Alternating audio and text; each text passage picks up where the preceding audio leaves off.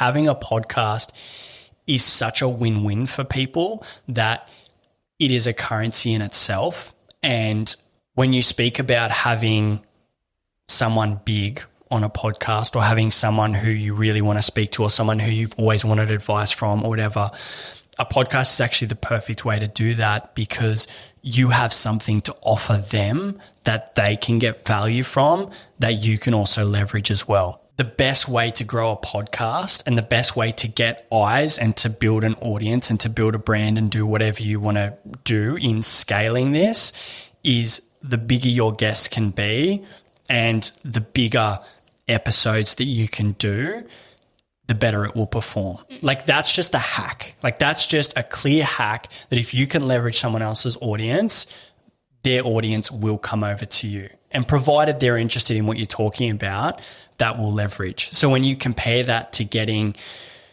someone with no audience to someone with a big audience who you will now get access to their community, you can obviously see what one's going to perform better. If you have a passion and a message to share and a drive to help people, then this is for you. It's an open invite for creators who want to become better at sharing powerful and authentic content. So if you're here because you want to create something meaningful, something powerful, and build a brand that's grounded in your own story and your own experience, and you want to learn how to do that, then this is for you. Episode 1. No. Episode 1 of Building Think Loud. It's like a series within the podcast where I really want to focus on the journey of building this business, the journey of building this podcast. I just think it's one of those things that I've always wanted to do of documenting the process. Yeah. And I think we were talking about this before. A lot of the time people want to do something like this, like they want to build a podcast or they have an epic idea. It doesn't even have to be a podcast. Like it could be just like a business idea. And they go looking for places to learn how to do that. But half the process is actually giving yourself the confidence to just do it. And the journey that comes along. You see quotes out there, you see business advice, you read the books, you whatever, and it comes from people who have been there, who understand it. But I think there's something to be said that there's so much more power in saying it as you're going through it because you can really like feel it. Yeah. And like when you've got hindsight, which is 20/20 vision, and it's easy to kind of go, well, after, X amount of doing this, having failed and succeeded and now being in a position that I am, these are the things that got me there. But I always ask the question, was it really? Because there's so many nuances and so many micro moments and so many fleeting thoughts and belief systems that come into building something great over time that it makes sense looking back, but when you're in it, there is so much going on. Yeah, so true. And so we're going to be documenting. Yeah. Documenting the journey. Yeah. We are in a really early phase. I mean, this is something that you've been working on for a really long time, but like just decided to jump on the bandwagon. And so here I am. Here you are. Hey. Hey. I don't know if that was an invitation or I just invited myself, but here I am. Yeah. I invited you. Okay. Kind of. I'm happy we're here. Yeah, good. And it'll be, I think that's epic. When I was I would have loved to have something like this when I started my podcast, which I know we'll touch on. And yeah, let's just see where it goes. So, I mean, we haven't even got into it. We just like introduced it, which I think is great. Who are we? Yeah. Who the bloody hell are we? Well, you start. I was going to. No, I think you should start. Cool. So I started Think Loud I consider myself a podcast producer as well as a podcaster, like a host, and my whole world now revolves around podcasting and content creation. And I think this is something that really excites me in the world of building a podcast, especially for a personal brand or for someone who wants to be an industry leader, which is really the type of person that I want to speak to and that I think this podcast is for, is the person who's super passionate about what they do and really wants to share that out. Is that I think the best stories and the best content and conversations and how to build that story of kind of who you are and what you stand for comes from an accumulation of the past. And it's actually a really cool exercise that I've done a few times now, is like just looking at your story and like, where did, for me, it was like, where did my career start? Well, when I was 14 years old, I wanted to be a landscape photographer. So it was like immediately the first passion I had was to do with a camera, had a camera in my hand, which then progressed into, I started my business when I was 17 in the commercial photography and video world. I then got to explore, weddings and events and corporate and commercial. I got to travel the world. And there's all of these things that slowly over time led me to this place, owning a gym where I got to learn about how to actually understand a customer avatar and understand who did you speak to? Because that was our biggest struggle when I had that business. Businesses I've had in the past have had a podcast. And so I slowly started to introduce this idea of how do we get our message across authentically? And it always came back to this methodology. And then in the business that I was a part of most recently, it was like, I constantly saw this space for a podcast because the people I was working with were so authentic and so ambitious. And I was like, we just need to film conversations. That is how we do it. And the reason that I left was, one, because I was being pulled towards, okay, I need to go and do this full time and this needs to be my thing. But also just wanting to do it in my own way, being able to do my own like we're doing now, being able to go and do it for other people, because all of that experience of the past from working with different types of business owners in every industry, I'm like, there's so many people who have something to say and I don't want to be restricted to just one place. And so it's an interesting journey, but I think that was the most valuable for me because it helped me understand how I got here and why this feels like a really strong move. Yeah. Because I think purpose is a big one, and I won't dive deep into it, but like a lot of the times we go through periods of life where it's like, what am I here to do? What is my purpose? What am I passionate about? And I think that story, it holds the answers because you get to see those themes and those consistencies in, well, hang on, throughout it, I did this and I did this and I did this and I did this. How can I blend all those together? It's like a passion blending exercise. And it's like, holy crap, now I'm just in this really unique position to be able to provide something that ticks all the boxes and that just makes so much sense. 100%. I think there's two things to that. Is everything that you have done has led you to this point. I think podcasting itself and content and creating content, marketing has evolved so much over the years from when you were, 15 years ago to now. I think the podcasting space is used for so much more than what people think, and that's where you see huge opportunity. And your experiences have shown you exactly what you said, is people want to connect to people. Yeah. And the way to do that is through conversation. And then you can share, like we have the ability now to share those conversations so that your customers can connect with you even more. Yeah.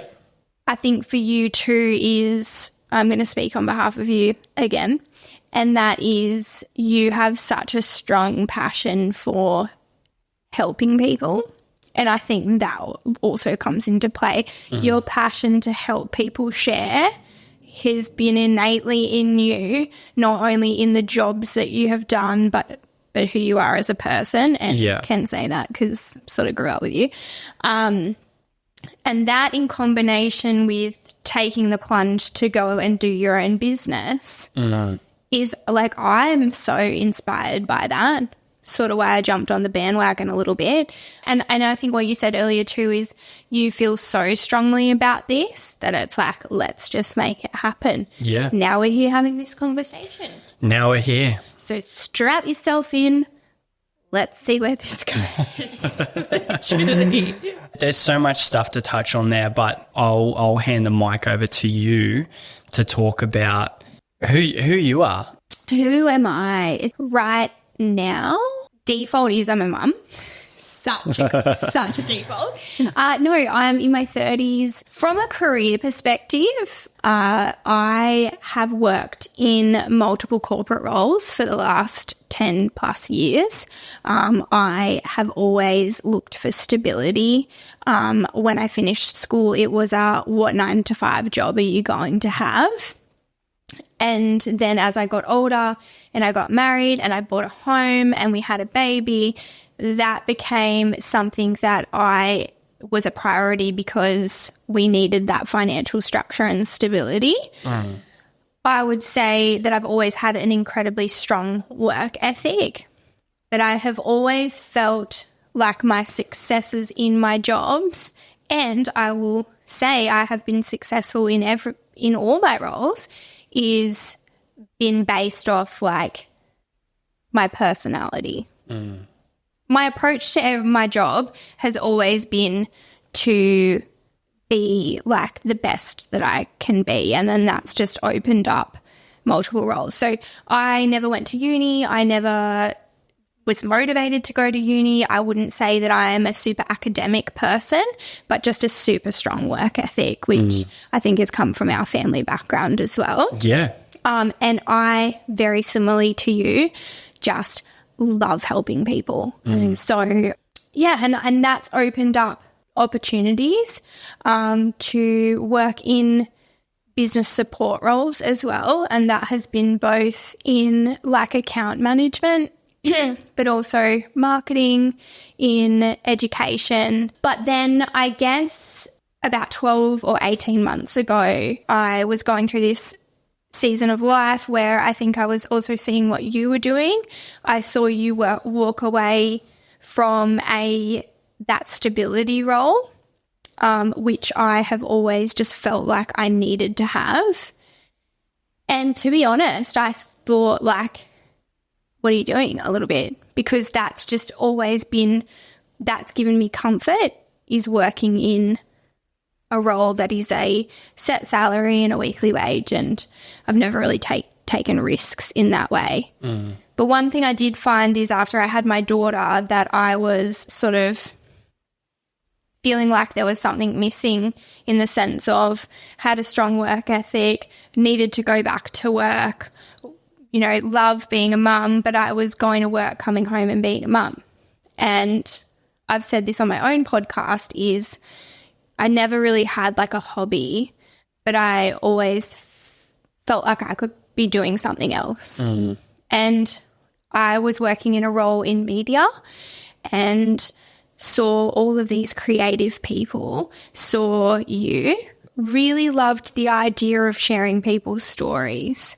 And then that's how the idea of creating my own podcast came about, was because I was just surrounded by all these epic chicks that were doing these really cool things. And also I'd had a lot of mentors over the years who had helped me overcome things like imposter syndrome when I was stepping into roles that I didn't think I was capable of doing. And I was like, I would love to share these stories so that other people could listen to them. And I also wanted to teach myself something new. So totally winged it, and launched a podcast that just became like a little creative outlet for me. And then how did I end up here is over time, the older I've gotten and the more I've realized what I want in life, it is not to be, and I think also having spoken and to so many amazing women and men on my own podcast and listening to their stories of how they became successful, and it was through just backing themselves and giving something a red hot crack, I was like, bloody hell, I want to do that too. And I've had a few roles where it hasn't worked out post maternity leave, where it hasn't been the right fit. And then I was sort of getting to a point, I'm now 32 weeks pregnant, and decided that now's the time. What better time to try something new than when you've got a newborn baby? Well, a toddler and a baby on the way. Yeah, literally. Why not? I think for me, I thought this is going to be my only time to really pivot and try something that is serving me outside of just paying the mortgage. And then you and I got talking. You've obviously established this business. It's a space that I'm working in already. We both have the same values and everything, even though we've had totally different career trajectories, and you're definitely a creative mind and I am what would you say I am? Organised mind. Because a creative mind is not an organised mind. I am an organised mind, but we both want the same thing, and that is to support people that are passionate. Yeah. We saw a really great opportunity for me to jump on the bandwagon of Think Loud and expand on the business that you've already established. So here I am. Something that I think is a penny drop moment for this period of time that we're sitting in right now is you and I were both sort of thinking about us collaborating, and we were sort of dancing around it a little bit. Are you nodding at this because you agree? Well, it's happened over the years. Yeah, we have. Yeah. We totally worked together. Yeah. But what are you talking about? Probably the Think Loud part. Right. Oh, okay. Yeah. I think I saw myself going, when I'm on maternity leave, I reckon I could come in and help tell people's stories, not in a podcast format, but also like tell people's stories in like you film the client and I help them tell their stories because I help women tell their stories on my podcast. So I was like, I could do that, and that could be a really cool pillar of the business. And then you've gone and thought about it. I've gone and thought about it. And I did a journal entry in my diary after we went to a music festival. Oh, yeah. And then you came over for dinner with your beautiful girlfriend, Ash. And you then said to me, hey, I've been thinking about it. Do you sort of want to step into the business a bit more? And I was like, bro, literally wrote this in my journal. And I read out the journal entry, and it was like, I'm sure I've got it here. And it was like, I think Andrew and I are maybe going to work together in the future. Yeah. Because we have worked together over the years. Yeah, yeah. Well, we've definitely crossed paths multiple times. Pretty much every business you've worked at, even when you worked for the radio station the first time, I came in and did a little bit of work. Like when I was I would have been like 18 at the time. We lived together, and I remember I came in and filmed, they were doing like a go-karting event, and I came in and just got some footage. And then, I was driving through Gosford the other day, and I was like, because I was wondering if the go-karting place was still there. And I was like, fuck, I remember that. Then your next job, I came in and did multiple bits of work that was in the corporate field. I'm fully just having like a moment where I was thinking about like when you first started doing landscape photography, and I was working for like a big corporate business. I don't know, I've spoken about this before. Like pharmaceutical company, huge business. Many layers of management. So many layers of management. And I was like a marketing assistant or something. And I got all your photos and I cropped them into an Excel spreadsheet and sent it an all-staff email, which at the time I didn't realise included like so many people outside of the actual office. And even then I didn't know everyone in the office, going, hey, my bro's just got this photography business. Here's his pictures. If you want to place an order, here's the Excel spreadsheet. The images were so small. No one could even see what the pictures were. Yeah. But I've always obviously admired and advocated for you in everything that you do, because I just think, like, you know, you're so talented. But that is so interesting. And then we've crossed over quite a few times. When you think about it. So it's almost been like all roads have led to Rome. Is that a saying? Yeah. Think loud, Rome. Think loud can be Rome. Think loud can be Rome. And it's also something that you said earlier too around how we've kind of come to the same place, but we're quite different. And it's like the core in that is that we want to help people, and it's kind of there's multiple ways to skin a cat as well. It's like what the even though the service that I provide is a creative service, at the core of it is just helping people. And I think for someone who really wants to help people in an authentic way, they would have a place in this business, because it's like you've just got to find the way to help them. Yes. Like, and I think you obviously, you've been in radio, you've been around that space, you've obviously been in podcasting, and you know me so well that this just makes perfect sense. Totally. But I think, like, it's interesting. Like, all roads lead to Rome, but then it's also we have such different skill sets, but we essentially are passionate about the same thing. Yes, absolutely. Yes. We're both in two really different seasons of life, but it's like it is just all seems to be happening at the right time for the both of us, where we're at in our lives. Yeah. So, like, Prob's going to have a newborn baby strapped to me when we're on site, and also potentially recording podcasts. Yeah, here for it. Here for it. Here for it. Totally here for it. See what they've got to say. Cool. So I want to know, what was the point where you thought this business, which again, the business model itself is very unique, and there are, although we say there's a role if you're just passionate about helping people, there are other things to consider. What point did you go, I believe in this business model, and I want to go and help amplify that? I think where I know this is something that I want to be a part of is, I'll use an example, and I think that this just sums it up perfectly, is where we live, where I live with my husband and daughter, is there is only one place that sells coffee. And I'm a bit of a coffee snob, so do love to go and get a coffee. And the place that sells coffee is also like a bakehouse as well.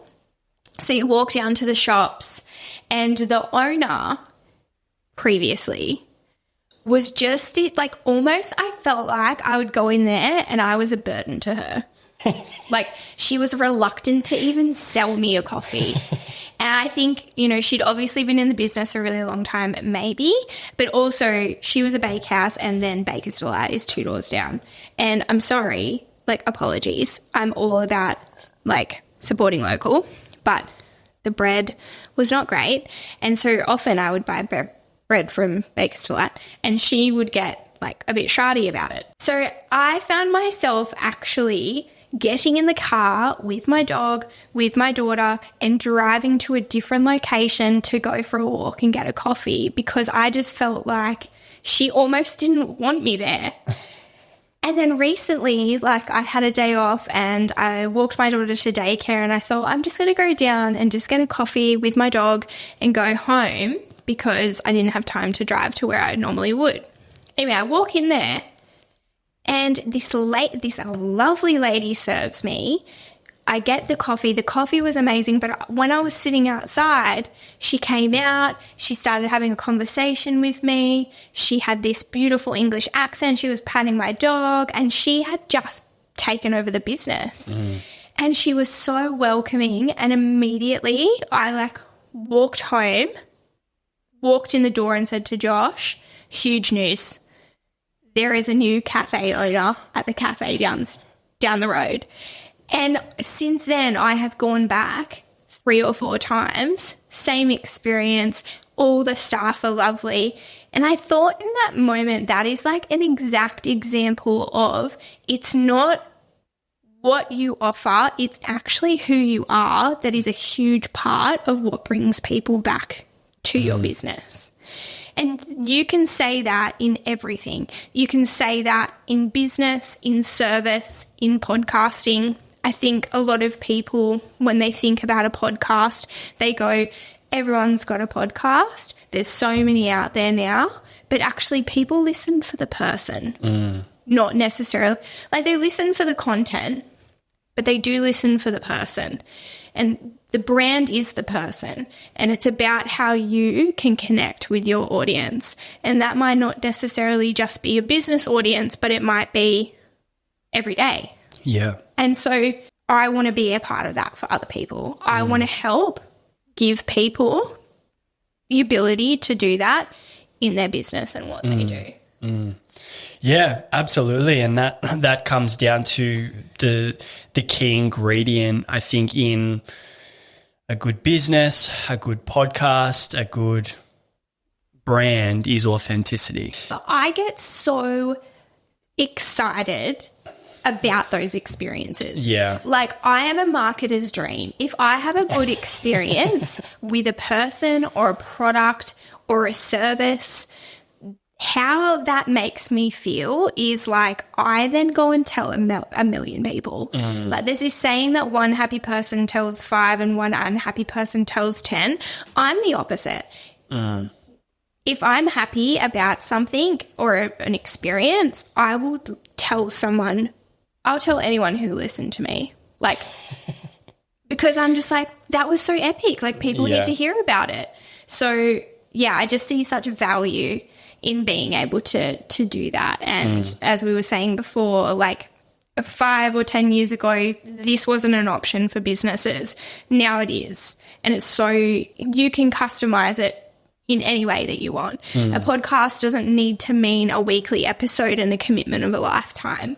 It can mean an educational series. It can mean a few seasons. It can mean it's so much more than people think. Yeah. And you've really opened my eyes up to that, because I probably didn't realize how much you could do in the podcasting space. Yeah. Until I've been working more closely with you on what you're doing. So it's exciting.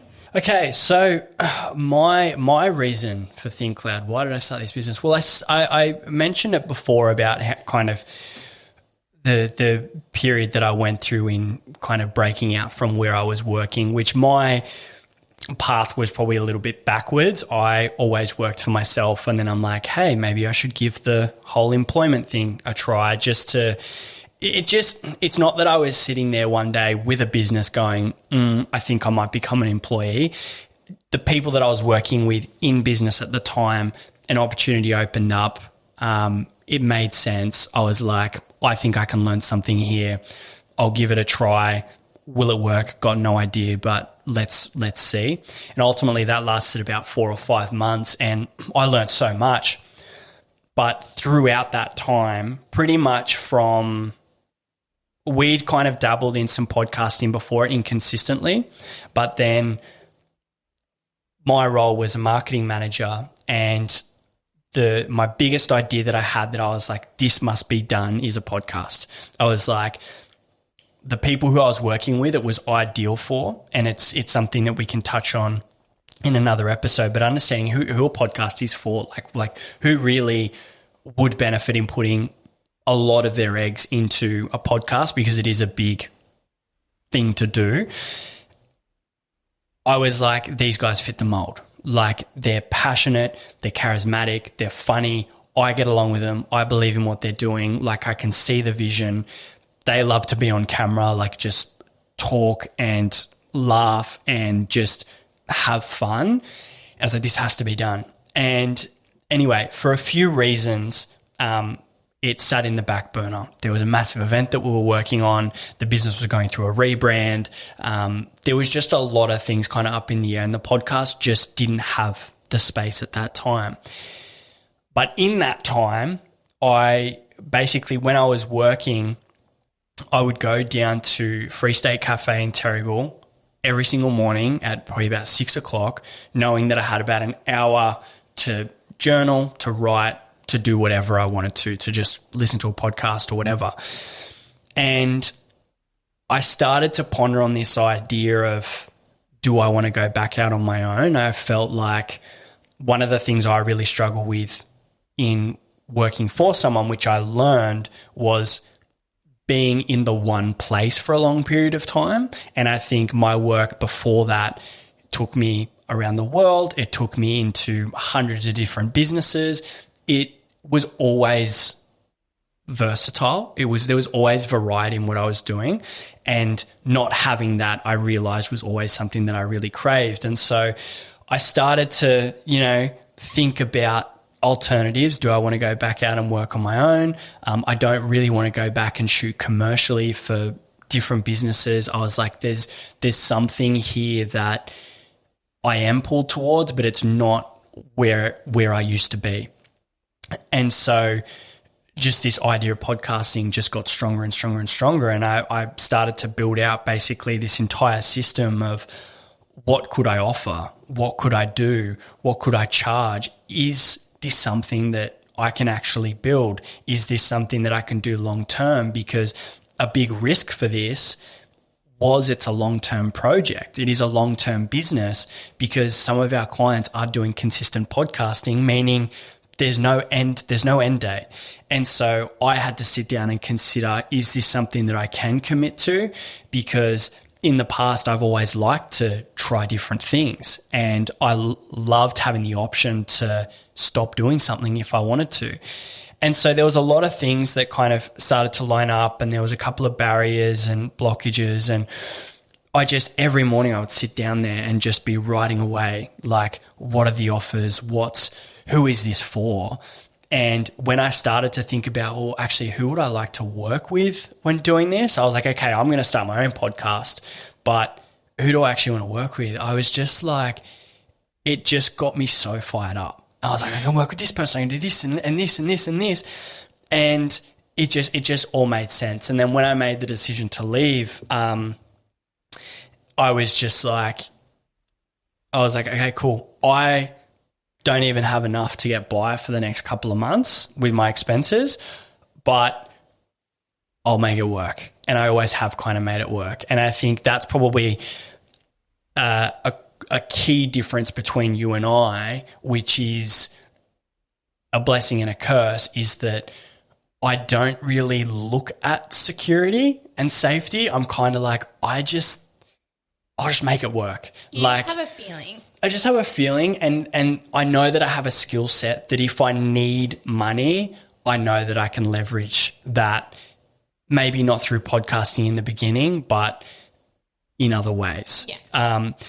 So I'm really fortunate in that sense. But pretty much as soon as I went out, and I think it's so funny, like, this is kind of what happens in business a lot of the times, is like you get that initial like excitement and buzz. And then there's like this next phase of business where it's like the hype dies off. People aren't as stoked for you anymore because you're not like the new business on the block, and everyone gets on with their lives. And you now go into this place of like, oh, like, okay, now I really have to work hard for it, and I really have to build an actual business. And that was an interesting period. But again, just coming back to that, trusting the process, it just worked out. And when I first started the business, I was like, yeah, cool, I'll get 5 clients, they'll do a weekly podcast, it'll be sweet. That didn't happen, but if that did happen, I would have been screwed, because the amount that I now know that we help clients with, it's like the amount in the beginning and the amount to get something off the ground, to coordinate schedules, to get filming, to get locations locked in, to plan, to actually create an intention for this podcast, setting intention, but setting like a goal. There is so much involved. And I was like, it's actually worked out so perfectly. Would I have seen it playing out this way? Hell no. But it did.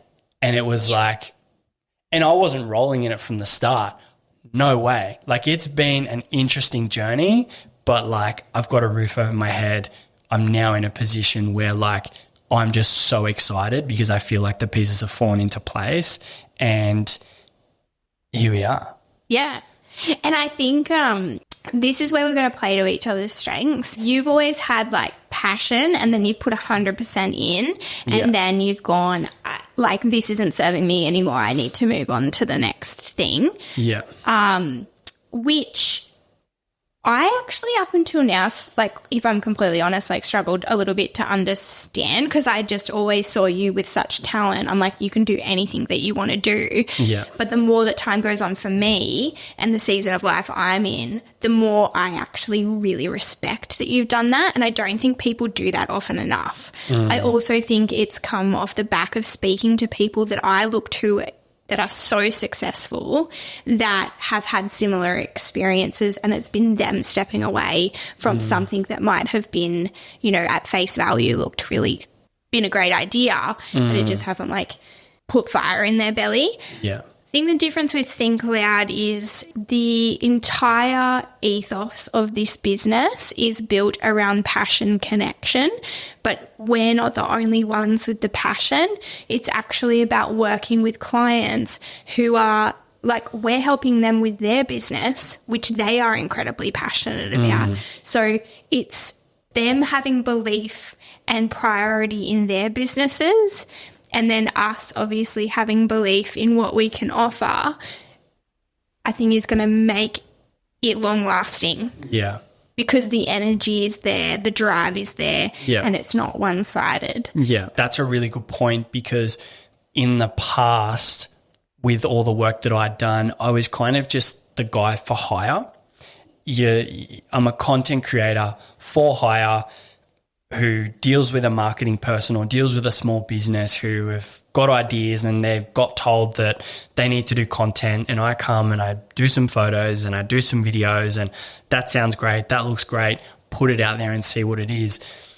Now we get to be a part of seeing something evolve from the very beginning. And so I think I feel like there's so much more skin in the game in that. And I think from just speaking from a business perspective, there's reputation on the line, but speaking from personal values, just what makes us light up perspective, seeing someone succeed who we've helped do that through our efforts, I think is a massive driving force and something that I feel like was always missing.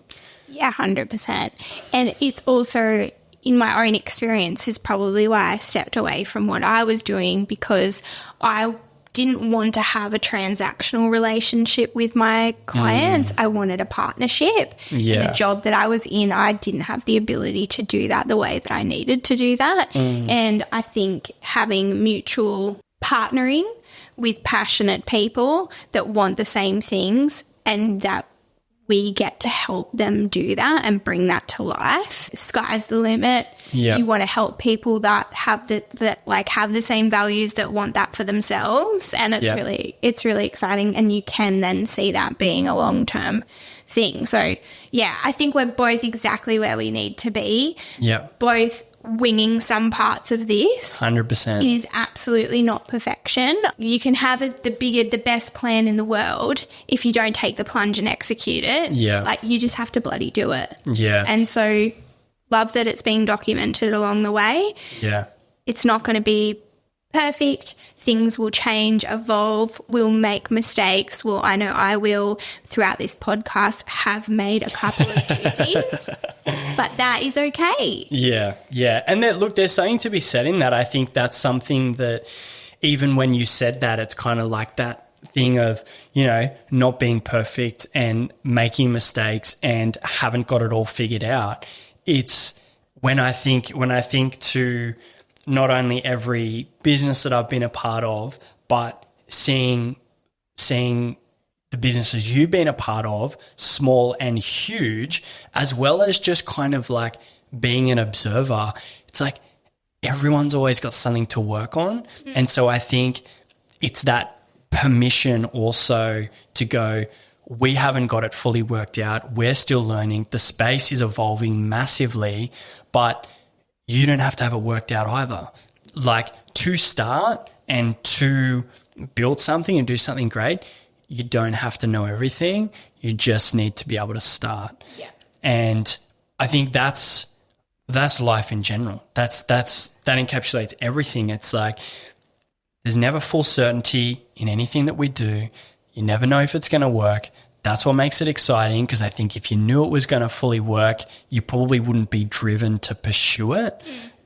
Because you'd know the outcome. And so that uncertainty and that, you know, the fear that comes with that, the doubt that comes with that, all of that kind of stuff, like, so important to just recognize and accept that, because it's always going to be there. 100%. I think that's huge. And you can hear cliche sayings like there's no growth in the comfort zone and you need to be comfortable being uncomfortable. But if you actually listen to those quotes and just go like, and realize that there's a reason that they are such significant sort of sayings. Like, I have massive doubt. Like, I catch myself doubting myself all the time. And like, even stepping into this space with you, I'm going, what value can I actually provide this? Like, I'm not creative. I don't know how to hold a camera. Like, there are parts that I go like, you know, why am I here? But then you take a step back and you go, actually, I do have a lot of really great qualities. And one of my biggest learns, and especially was when I launched my own podcast, was just doing it, giving it a crack. And I think anyone can do it if they have their belief in themselves. And I can't wait to not only provide the resources and tools, and when I say for me, I mean you, because that's going to be you, but to give people the confidence that what they're doing is bloody great. Yeah. Because it is. Into it. So I don't know how these are going to go, but let's just see. And this was kind of inspired one from Ash, my partner, who was like, you should do just some back and forth, quick fun things. And actually a shoot I did yesterday with a client, shout out to Skinshaw, we did a recording day, which was purely just for short form and website content. But at the end they were like, let's just do some fun rapid fire. So this has kind of been inspired by them.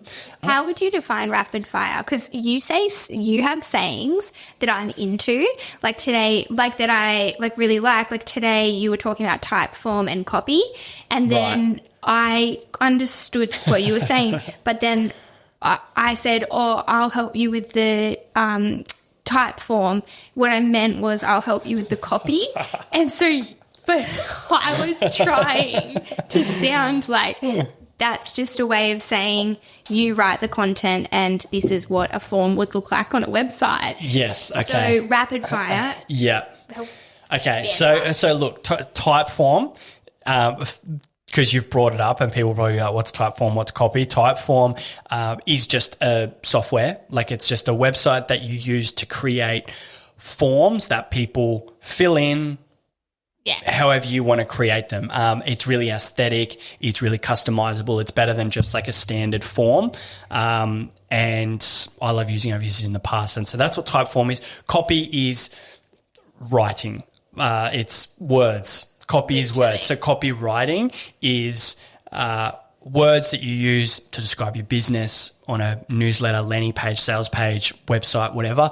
Very, very important. I think that's probably one of the most undervalued parts of marketing, which I won't dive into it. It's actually not my space. I wouldn't mind trying to get a copy expert, because I think when it comes to podcasting, you've got titles, you've got show notes, you've got a lot of different stuff. Very, very, very important. And there is formulas and things that work and things that don't. I'll leave it there.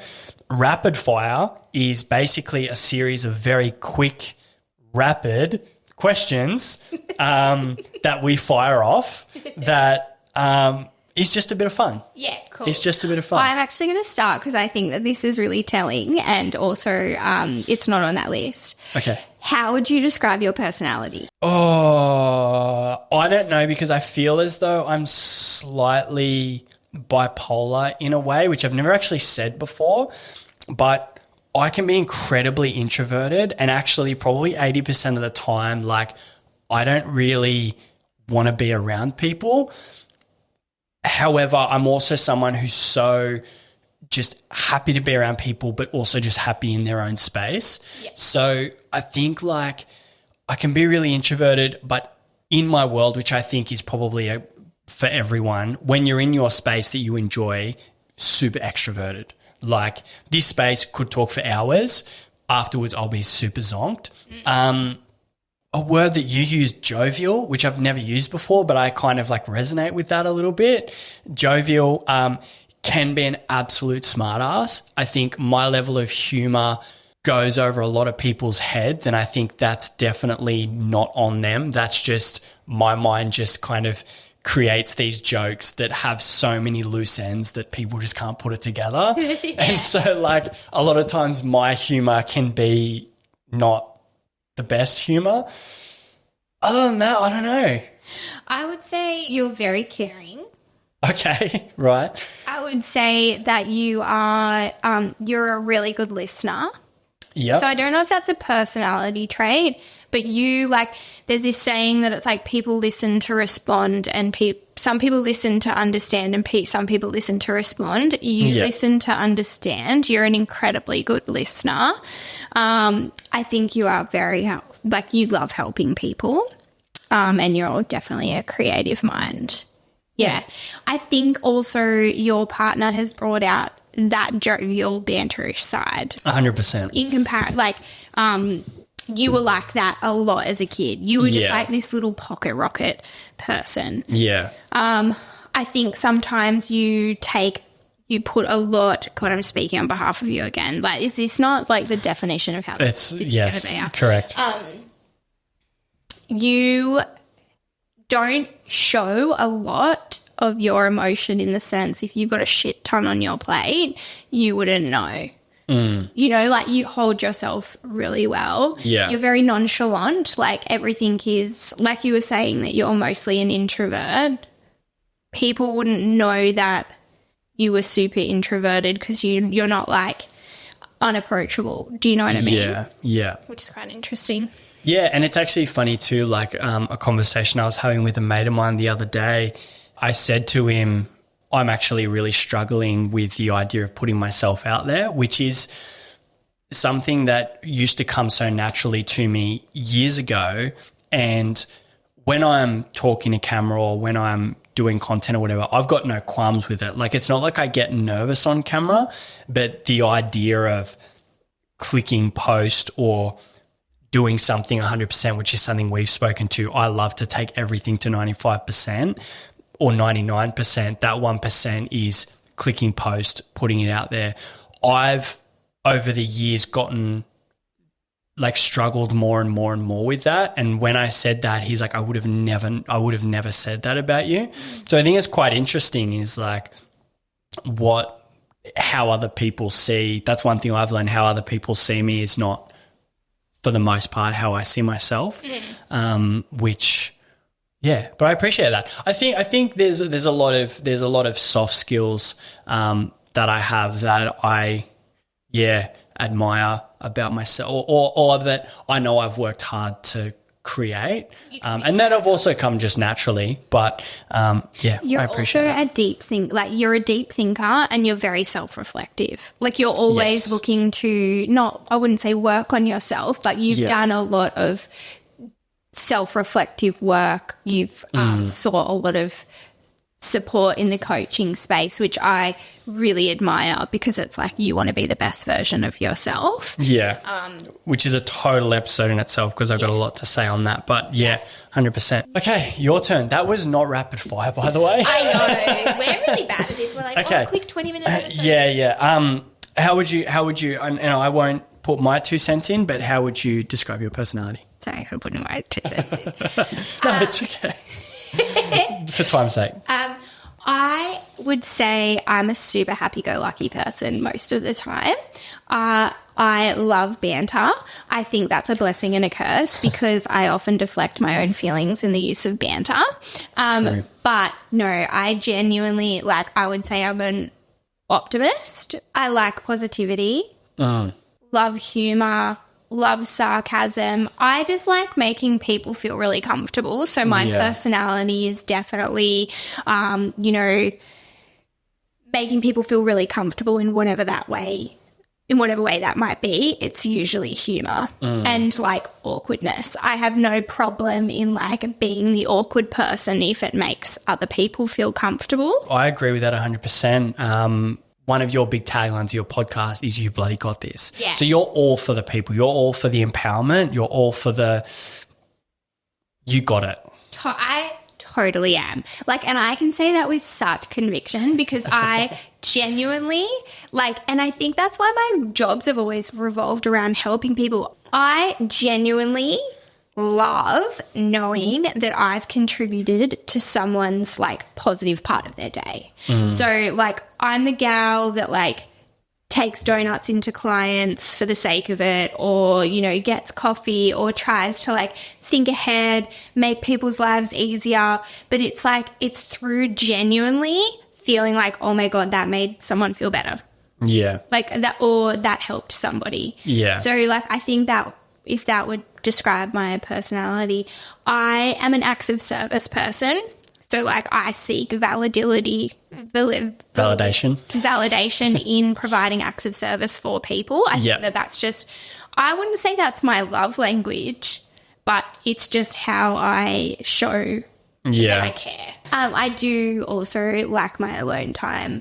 I, interestingly though, am not good at working in big team environments. I'm very much someone that likes to be told what to do and then execute it, and I like doing it in my own way. Yeah. So, but I'm learning more about like different traits, but overall, Now to the actual rapid fire, because that definitely was not at all rapid fire. Let's try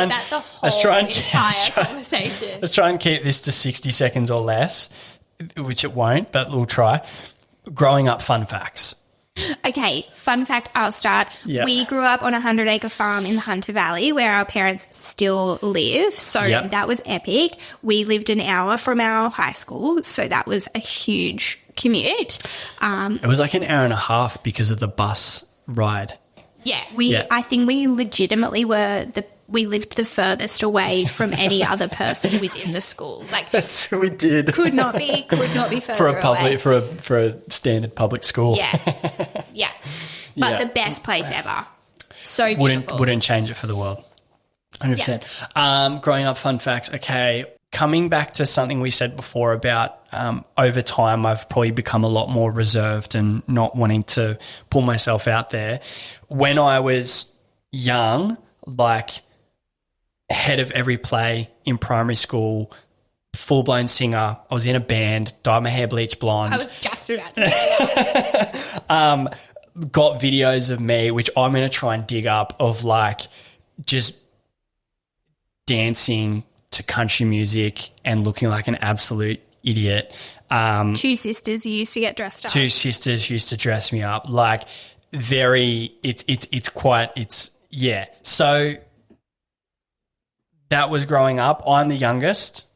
You're the middle. Melissa is our older sister, who also has a business who's killing it. Another fun fact, everyone in our like OG family has a business. I love that they're like OGs. Well, because obviously we've got the partners, but mum, dad's like the OG business guy. Yeah, he's the patriarch. He's the patriarch.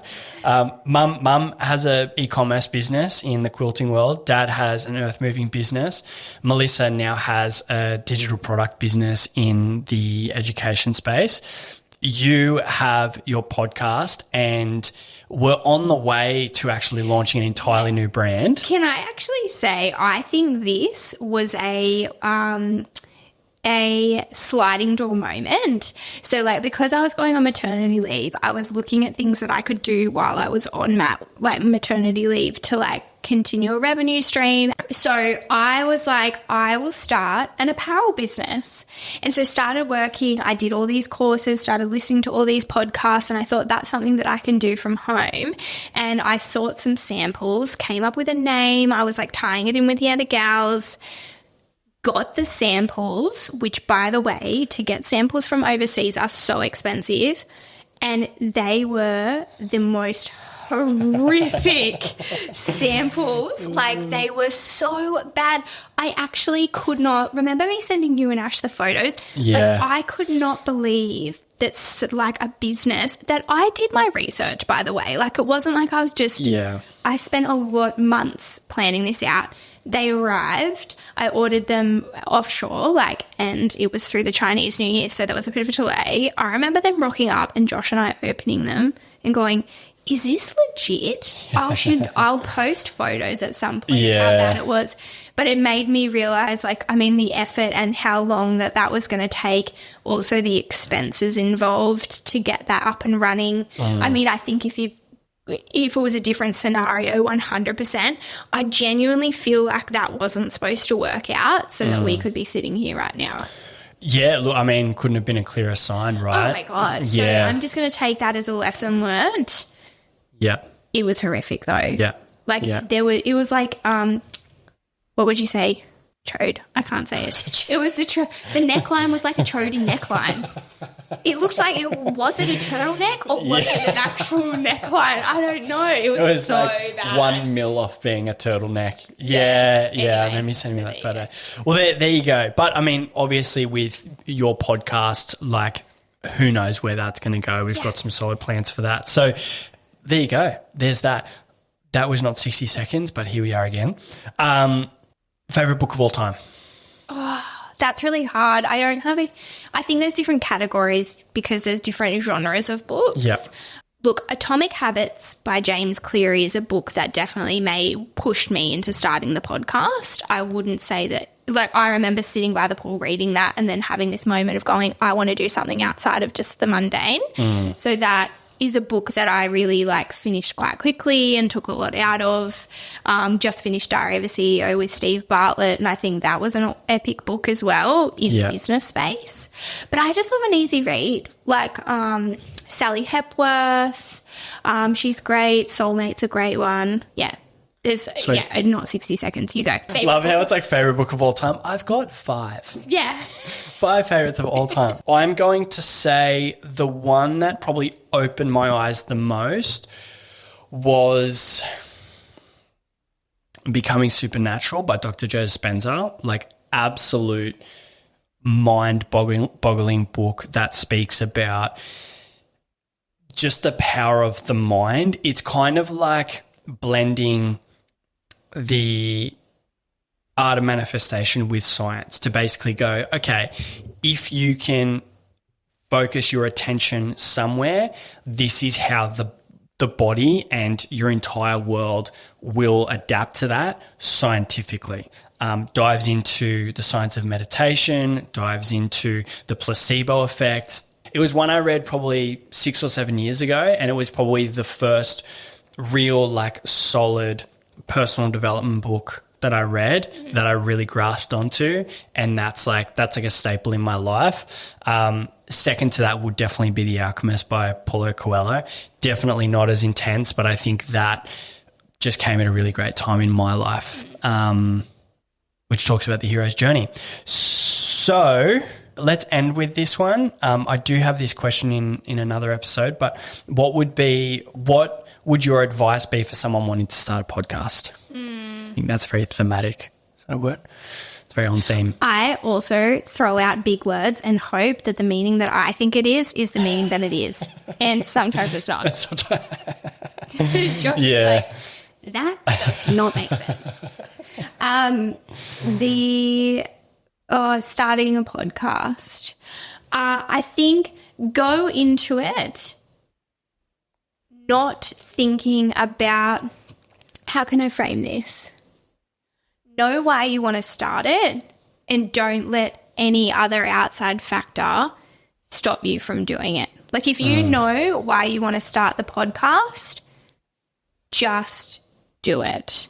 I think do your research, but know what your motivation is for the podcast, and don't let the outside noise stop you from doing it, because I think when people think about podcasts, they think it needs to be ranking in the top 10. It needs to be a weekly drop. It has to have a massive Instagram following. It needs to be sponsored. It needs to have money attached to it.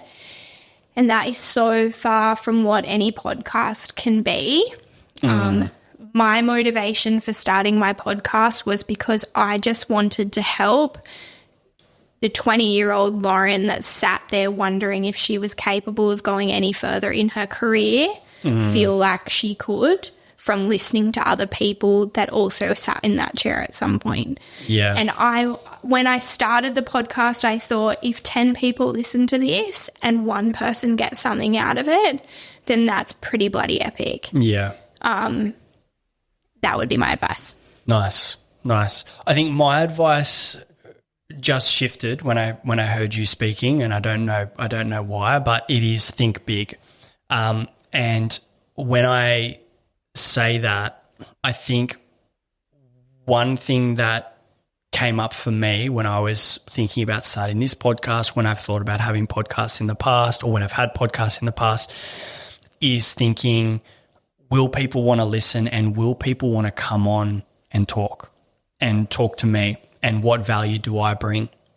And I think having a podcast is such a win-win for people that it is a currency in itself.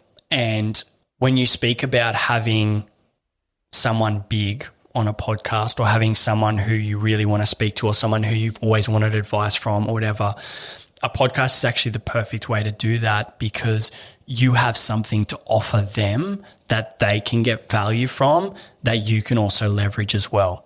And the other reason I say think big is, and this comes down to sort of what you were saying about having a why. Do you want to make this massive? Do you want to get a lot of listeners and downloads and followers and subscribers and whatever? Regardless, the best way to grow a podcast and the best way to get eyes and to build an audience and to build a brand and do whatever you want to do in scaling this is the bigger your guests can be and the bigger episodes that you can do, the better it will perform. Like, that's just a hack. Like, that's just a clear hack that if you can leverage someone else's audience, their audience will come over to you. And provided they're interested in what you're talking about, that will leverage. So when you compare that to getting someone with no audience to someone with a big audience who you will now get access to their community, you can obviously see what one's going to perform better. So I think how that ties back into thinking big, it's like, I remember when I was thinking about it, I was like, oh yeah, maybe I'll get this person on, and maybe I'll get this person on. And I was like, everyone outside of that, like the big people, I was like, yeah, but they're not going to want to. I've got nothing to offer them. Like, I'm not there yet. That's a pipe dream. It's like, still ask the question though. Like, still try. And I think getting into that mind frame of going, you know what, I'm just going to give it a shot. And if they turn me down, I'll ask why and I'll come back later. There's no harm in asking. But I think that is a fast-tracked way to get to where you want to go. And I'm yet to implement that. So I'm testing that for myself. But I have constantly had to remind myself, you need to be thinking bigger, not for the sake of awareness and fame and building audience and becoming big for no reason, but impact. Yeah. That's cool. I think that's two different answers. Very different. And you could do a whole episode on itself in like podcast advice. You could do absolutely. Absolutely. Which we have coming. So stay tuned. That we do. With that, if you've made it this far, thank you very much. Yeah. And we'll see you in the next one.